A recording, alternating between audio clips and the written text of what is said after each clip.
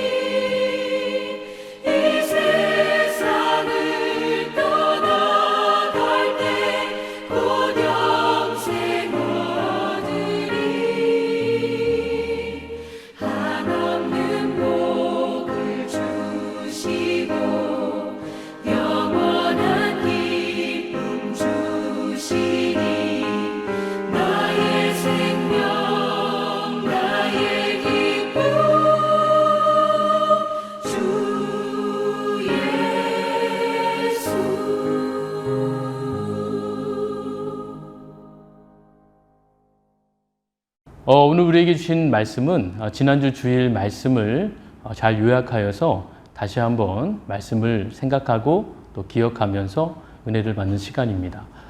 지난주 주일 말씀 죄, 욕심 이길 수 있다라는 말씀의 제목이었죠. 여러분, 우리 그리스도인들에게 있어서 신앙생활을 하는 중에 우리의 마음을 불편하게 하는 한 가지 단어가 있습니다. 그것은 바로 죄라는 단어입니다. 보통 죄라고 한다면 도덕적이고 또 윤리적인 기준을 가지고 죄를 생각하기가 쉬운데, 우리 그리스도인들에게 있어서 죄는 하나님이 죄를 어떻게 말씀하고 계시는가, 죄를 어떻게 다루고 계시는가를 분명하게 짚어보아야 한다는 것입니다. 야고보서 1장 15절 말씀에 죄가 무엇인지를 말씀하실 때 욕심이 잉태한 즉 죄를 낳고 죄가 장성한 즉 사망을 낳는다라고 말씀합니다. 하나님은 이 죄라는 것이 욕심에서부터 시작되었다고 말씀하셨죠. 욕심은 다른 말로 얘기한다면 탐내는 것을 말합니다. 사람마다 저마다 탐내는 것들이 있죠. 어떤 사람들은 돈을 탐내기도 하고, 어떤 사람들은 자동차를 탐내기도 하고 어떤 이들은 큰 집을 욕심내기도 합니다. 왜 사람들은 그렇게 탐내면서 살아가는 것일까요? 그것은 바로 자기에게 주어진 그것들이 만족되지 못하기 때문입니다. 내가 원하는 그것이 내게 만족을 줄 거라는 착각과 생각 속에 살기 때문에 내가 지금의 것들 말고 또 다른 것들을 더 취하고 더 소유하려고 그렇게 마음에 탐심을 갖게 되는 것이죠. 그런 의미에서 모든 욕심의 근원은 결국은 하나님으로 만족하지 못하는 것에서 시작되었다는 것이죠. 우리가 매일 사용하고 있는 휴대폰을 한번 예를 들어본다면 여러분 휴대폰마다 우리가 누군가에게 전화 걸 때 다 단축키를 하나씩 갖고 있으실 겁니다. 그래서 1번의 단축키를 대상을 본다면 가장 사랑하는 사람, 가장 소중한 사람을 제일 먼저 1번에 우리가 단축키로 설정해 놓게 되죠. 그 다음에 2번, 그 다음에 3번입니다. 여러분, 그런데 우리의 신앙의 삶에서 과연 하나님은 그 우리의 신앙의 단축키 속에서 몇 번에 해당되는지 우리는 분명하게 오늘 말씀을 통하여서 생각해 봐야 됩니다. 하나님은 언제나 우리에게 단축키 1번이 되기를 원하신다는 겁니다. 하나님이 1번이실 때만이 우리의 삶에 만족이 있다는 것을 아시기 때문이죠. 다른 것이 1번이 된다면 우리의 삶은 결국 불만족을 피할 수 없게 되는 것이고 또 그래서 그 끝이 행복이 아니라 결국 고난에 이르게 된다는 겁니다. 그 대표적인 사람이 바로 아담과 하와였죠. 하나님은 이 세상을 창조하신 다음에 선악을 알게 하는 나무를 제외하고 모든 것을 다 아담과 하와에게 주셨습니다.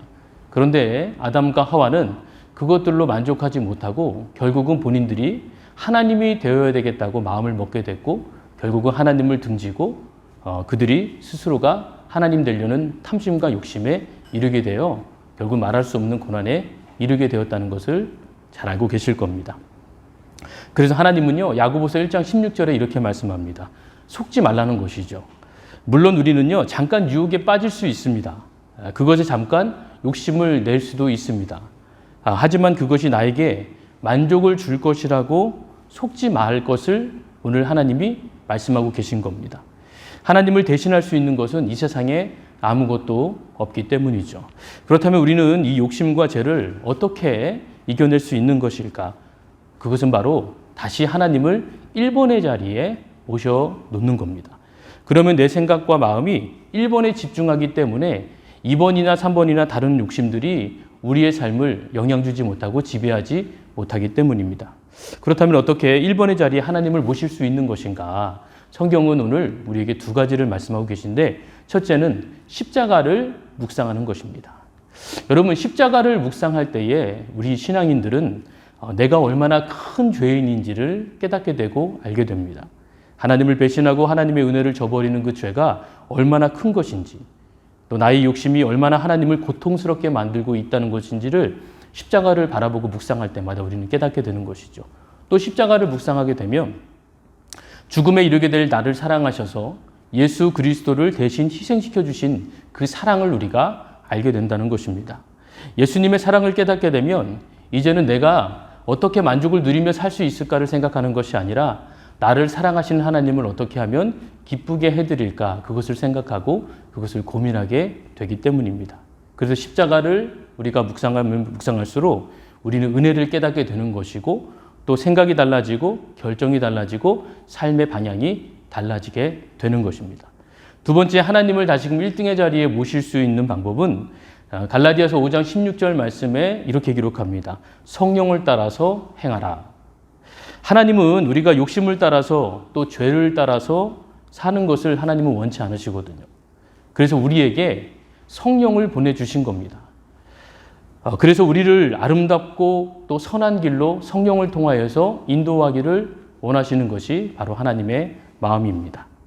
성령을 따라서 우리가 그 길을 걸어가면 사실은 내 뜻대로 되어지는 길이 아니라 하나님 뜻대로 가는 길이 됩니다. 그러다 보니까 그 길이 우리에게 아주 평탄하고 즐거움만 가득한 길이 되지는 않을 겁니다. 어쩔 때는 말할 수 없는 깊은 내리막길이 될 수도 있고 어쩔 때는 아주 힘겹게 올라가는 그런 오르막길 같은 길이 될 수도 있습니다. 그러나 그 길을 걸어갈 때에 우리 홀로 걸어가는 것이 아니라 성령과 함께 동행하며 걸어간다면 세상에서 느껴볼 수 없는 담대함과 평안과 기쁨과 아름다운 만족을 가지고 우리는 그 길을 걸어갈 수 있게 될 것입니다. 사랑하는 여러분, 하나님과 함께하면 우리는 모든 욕심을 이길 수가 있습니다. 오늘 주신 말씀처럼 십자가를 묵상하시고 또 성령과 함께 동행하시면서 죄의 길을 벗어나서 날마다 하나님이 주시는 담대함과 평안함을 가지고 그 비전의 마음을 가지고 이 세상에 사는 동안 하늘나라까지 걸어갈 때까지 영적 리더의 삶을 정말 풍성히 누리면서 살아가는 우리 모든 성도들 되시기를 주님의 이름으로 축복합니다. 같이 기도하겠습니다. 하나님, 우리에게 하나님으로 인하여 만족할 수 있는 믿음을 갖게 하신 것을 감사를 드립니다.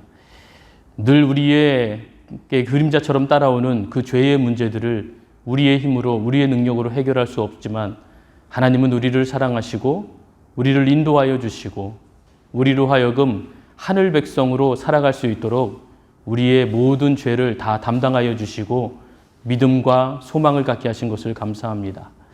하나님, 이 세상 살아가는 동안 우리가 하나님이 아닌 다른 것들을 언제나 1등 삼고 언제나 우선 삼고 살아갔던 연약함의 모습들을 용서하여 주시고 오늘 주신 말씀을 통하여 다시금 내 삶의 가장 첫 자리에 가장 좋고 가장 우선된 자리에 하나님을 1등으로 모시고 사는 믿음을 갖게 하여 주옵소서.